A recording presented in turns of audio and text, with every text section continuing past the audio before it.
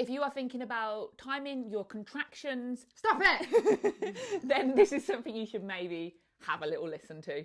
Timing your contractions presents a whole host of new issues to our modern brains. It's not a part of birth, and so when our brain starts to analyze and ask questions of what's going on in our birth, it actually gives our brain the indication that, like, for some reason something's not all right, because it's assuming that you're in maybe a dangerous scenario or something like that, and you've thought, should I be giving birth right now?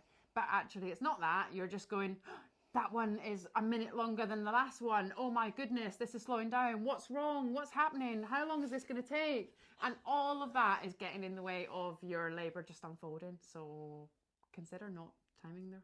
Sometimes we have to remember that surrendering to the birth process is one of the best things that we can do. We live in a world where we want to know things, we want to know what date things are happening, and I understand it. I get why people time contractions. It's a trope, it's something that we are told we must do. And we've even been guilty in the past of saying, you know, if you want to time your contractions, this is how you do it.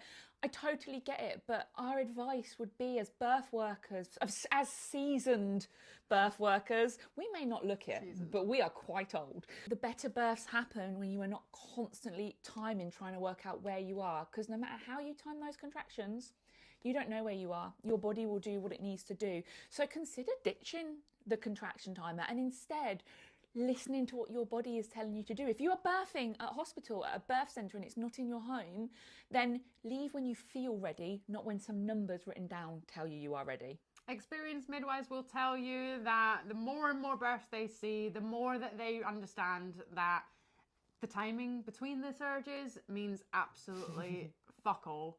And they have seen many people not having close together contractions who have gone on to swiftly birth a baby. And we wouldn't be being good birth workers and setting you up for a positive birth experience if we let you go ahead thinking, time them, don't time them, what's the difference? Because there is a big difference. There's a big difference in your brain, and there's a big difference in how present you are in that experience. And actually, we don't really want you to be present.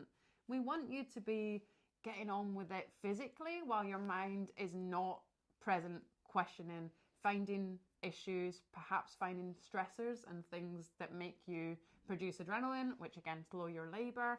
We want you to just get in the zone, chill, relax, turn that neocortex off. Exactly, and just believe that you've got it all covered. You've done the work. You have put in all this prep during your pregnancy, and now your body's just getting on with what it knows how to do.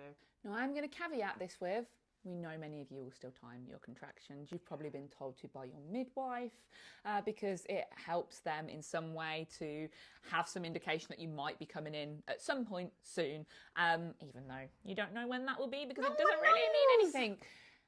If you do want to time your contractions, you are a human being that can make these decisions for yourself, then please don't have it be you that is timing them. Let that be somebody else's job, because you are really going to be in your mind if you're having to press and stop something, whereas somebody else who is your birth partner can do it. We would rather you didn't as birth workers, because it would be better for you. However, if you are wanting to do that as a grown adult, you get to decide that. You don't have to listen to us. Let someone else do it for you. And if you are a birth partner asked to time these contractions, please don't announce the times between them. Don't narrate what's going on.